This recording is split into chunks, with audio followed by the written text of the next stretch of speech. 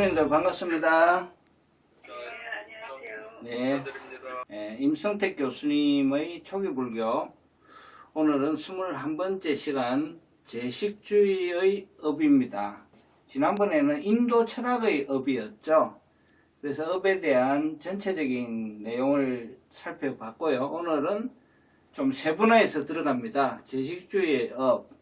그리고 다음 시간에는 이제 자인화교의 업, 그 다음 시간은 초기불교의 업 해서 좀 더 세분화해서 이 업에 대한 내용을 살펴보게 되겠습니다. 그러면 총 합해서 4회에 걸쳐서 이 업을 다루는 거예요. 그래서 총 92회 분량 중에 이 4개가 업에 이렇게 배당이 되어 있습니다. 그만큼 이제 업이 이 불교에 있어서 상당히 중요하다는 그런 내용이 되겠죠.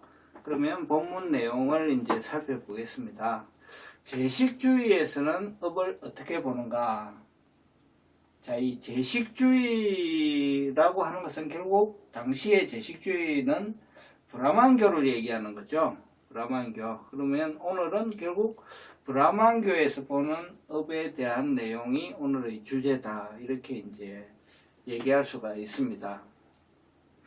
그래서 제식주의에서는 업을 어떻게 보는가? 초기 불교가 출현하기 이전 고대 인도를 지배했던 사상이 그리고 지배했던 종교가 브라만교죠. 바라문교라고 이제 하죠. 한자어로 쓰면은 제사의 실천을 매우 중요시했다고 하는 것은 전에 우리가 공부해서 아시는 바와 같습니다. 그래서 격식에 따라 잘 치른 제사가 어떤 합당한 결과를 가져온다고 하는 것입니다. 그래서 이것이 업이라고 하는 것이 다르게 표현하면은 이제 인과법이 되지 않습니까? 그래서 인을 격식에 따라서 잘 치른 제사로 보는 것이고, 과를 그에 따라서 오는 합당한 결과를 이제 과로 보는 것이죠.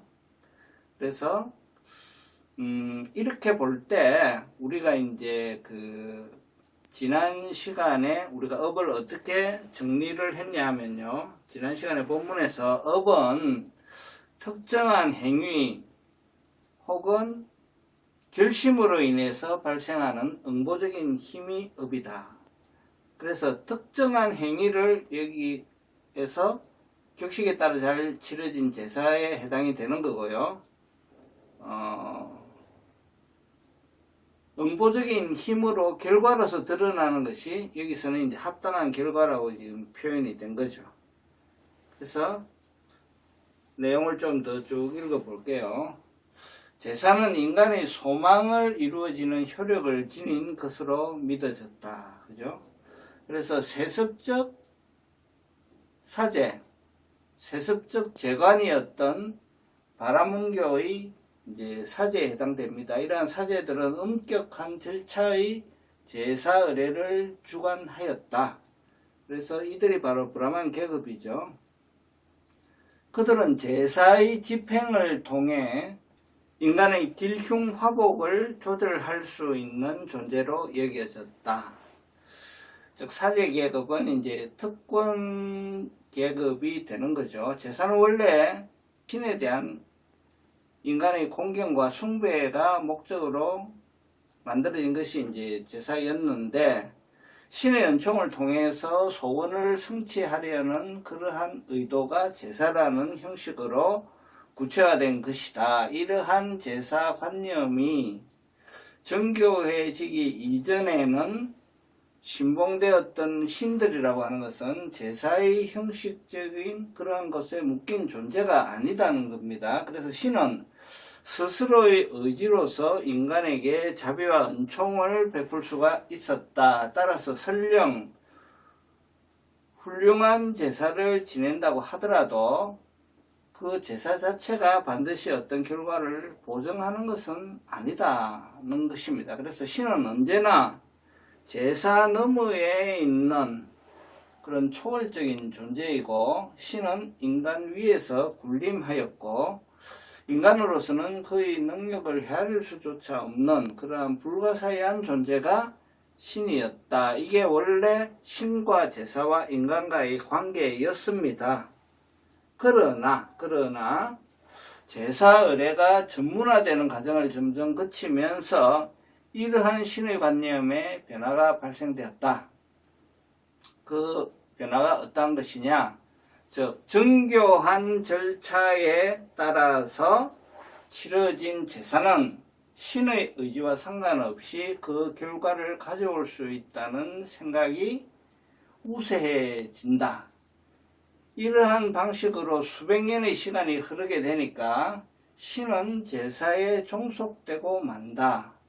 즉 신이라고 하는 것이 제사의 한 구성 요소화 되었다. 이런 얘기입니다.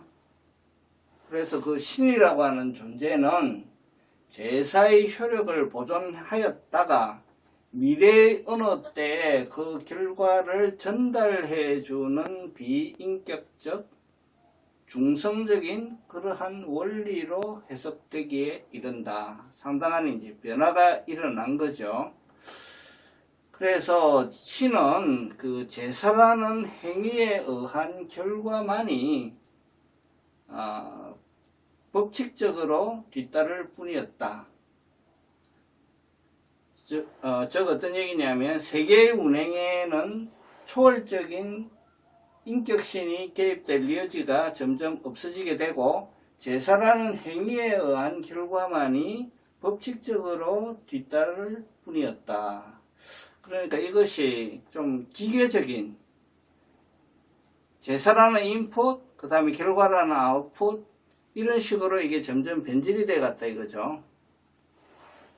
바로 이것이 제식주의에서 바라본 업의 관념이다.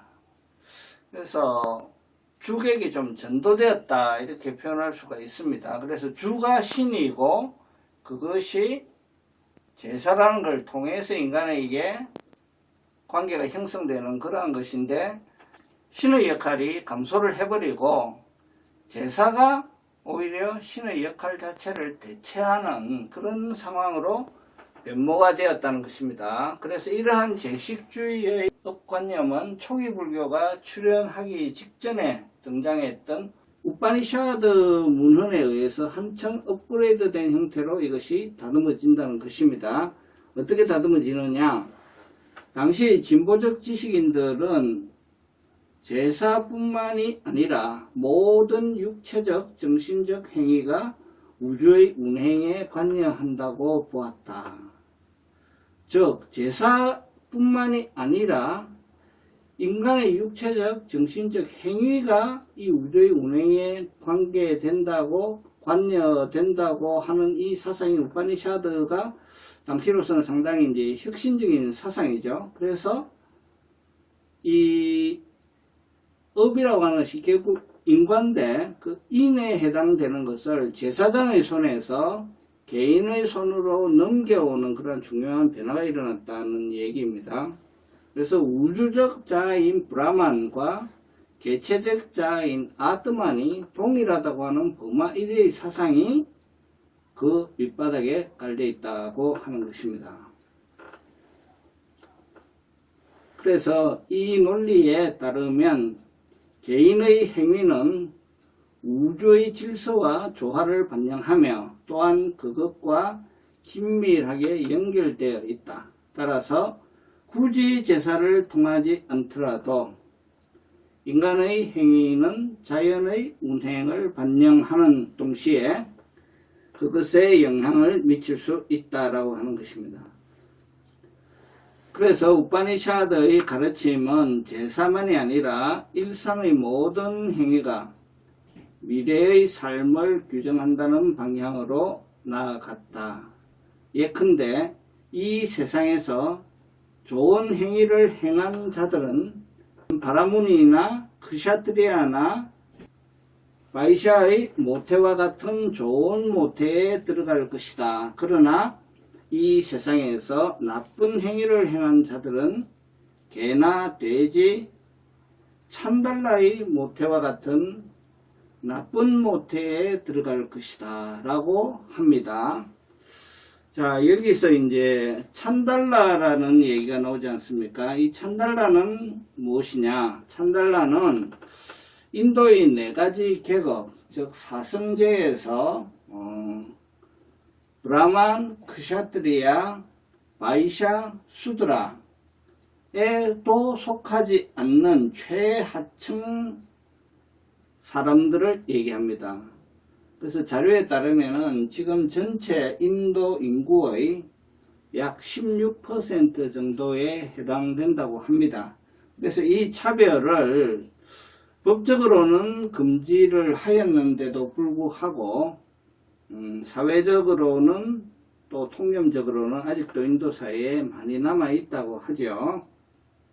그래서 이 찬달라라고 하는 사람들은 힌두교 사원에 들어가지 못한다 이렇게 되어 있고요. 다른 계급의 사람들과의 신체 접촉이 금지되어 있고, 찬달라가 지나간 길은 오염된 것이기 때문에 자기가 지나간 길을 자기가 빗자루로 쓸면서 청소를 하면서 지나가야 된다. 공공우물을 사용하지 못한다. 다른 카스트를 가진 사람들과 신체 접촉을 하게 되면은 맞아 죽기도 한다. 상당히 굉장한 차별이죠. 그래서 다른 계급의 사람들과 접촉을 하면 안 된다고 하기 때문에 불가촉, 접촉하는 것이 불가하다고 해서 불가촉 천민이라고도 합니다. 그래서 이들은 주로 시체 처리라든지 가죽 수리라든지, 그러니까 이제 짐승의 껍질을 벗기는 일이라든지, 뭐 거리를 청소하거나 화장실을 청소하거나 소장농, 화전민, 농장, 머슴 이런 그 사회적으로 또 종교적으로 굉장히 깊이 받는 일을 하고 있다.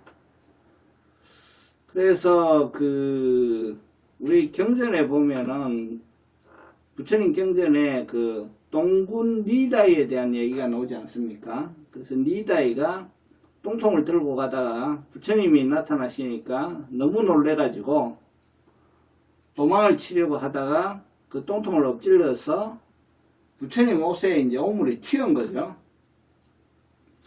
그러니까 이러한 계급의 사람이 그 고귀하신 부처님의 옷에 오물을 묻혔으니 그 부처님이 힐끗 한번 돌아보시고 그냥 가버리면 어떻게 되겠어요, 이 사람이.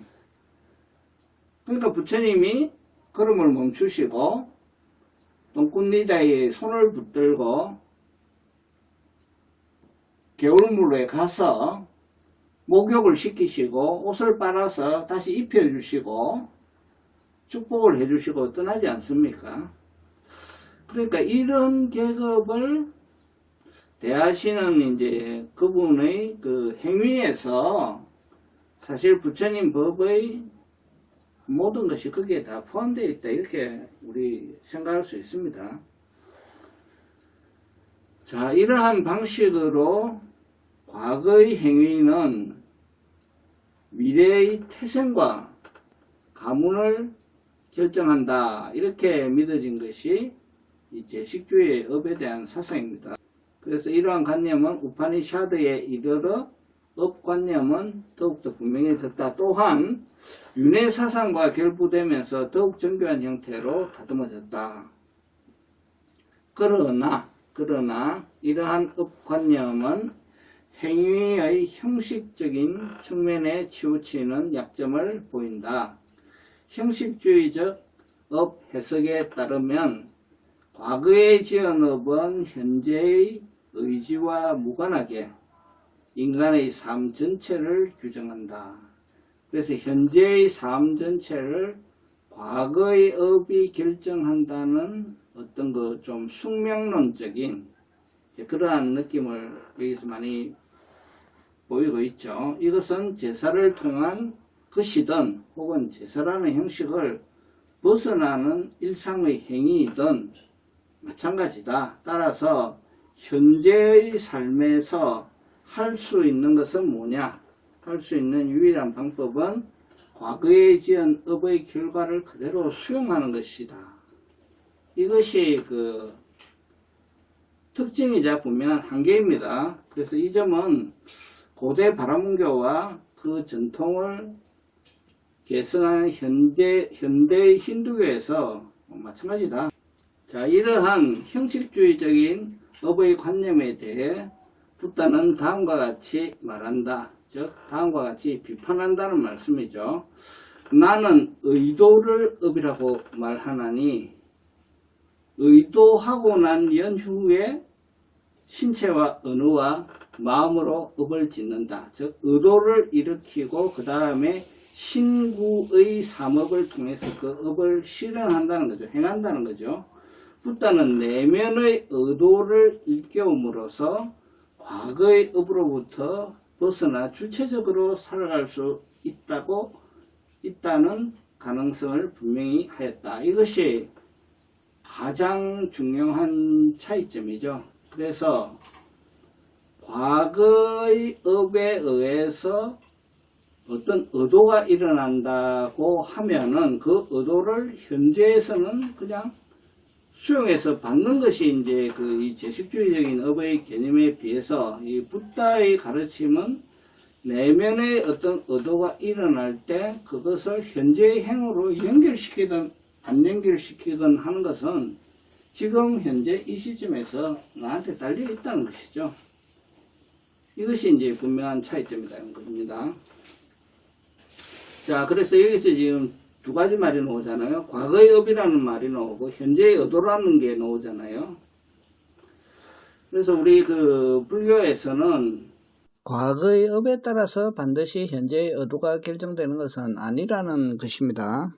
흔히들 절에 가면은 우리 많이 옛날에 듣던 말이 업장소멸이라는 말을 많이 듣죠. 업장소멸. 이 업장소멸이 뭐냐면 과거의 업을 소멸한다는 게 업장소멸이죠. 업장소멸. 그러면 이 업장의 소멸을 하게 되면 어떻게 되느냐? 이 업장이 소멸해서 깨끗해지면 그것이 해탈이고 그 경지가 열반이다라는 얘기죠. 그래서 이 업장을 소멸하게 될 때 그 소멸되는 업을 소멸업이라고 한다. 이것은 이제 업의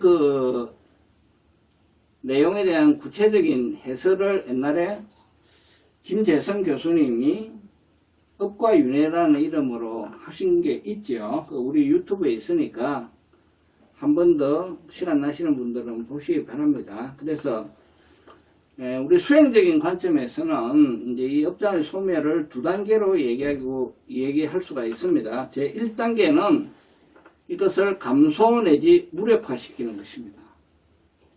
이 과거에 지은 업은 있어요. 있는 거를 어떻게 대처하느냐? 1단계 감소 내지 무력화시킨다. 그것이 뭐냐? 대승불교의 수행에 따른 견성을 함으로써 이것을 대폭 감소 내지 무력화시키는 것이고, 초기 불교적으로 말하자면 무상고 무아를 깨달음으로써 해탈을 이룸으로써 이거를 감소 내지 무력화시키는 것입니다. 그리고 선정 수행으로 말하자면은 사선정 본산매를 거치고 평온각지로 들어가면서 그 업이 움직이건 말았건 거기에 따라서 내가 영향을 받지 않는 거예요. 그저 평온하고 평정한 상태에서 이 업을 발동을 하더라도 무력화시켜버리는 거죠. 이것이 1단계고 2단계는 이제 소멸이죠. 소멸. 업이 완전히 소멸됐다 하면 이제 아라한이죠. 아라한. 그래서 대승불교에서는 성불의 경지를 얘기하는 것이고, 초기불교적으로 얘기하면은 탐진칠이 소멸된 걸 얘기를 하는 겁니다. 그러면은 이제 초기불교의 수행적인 측면에서 얘기하자면은 생멸지를 하는 것이고, 그 다음에 상수멸정을 통해서 이 소위 말하는 탐진치의 소멸, 즉 업의 소멸을 하는 것입니다. 이것이 이제 불교에서 이 업을 다루는 방식이에요. 그런데 이제 힌두교 또 브라만교에서는 이 업은 그냥 받아야 된다. 그걸 충실하게 받아가지고 살고 열심히 선행을 함으로써 다음 생에 이르러 비로소 더 나은 모태로 들어갈 수 있다라고 이제 가르치는 것이 이 힌두교, 브라만교의 업의 관념이죠. 그래서 이런 차이가 있습니다. 이 차이를 이번 기회에 좀 정리해서 알고 계시면 좋겠습니다. 다음 시간에 이제 자이나교, 당시 신흥종교인 불교와 쌍벽을 이루던 자이나교, 그리고 그 다음에 초기불교 해서 이제 업에 대한 내용을 정리를 마치도록 하겠습니다.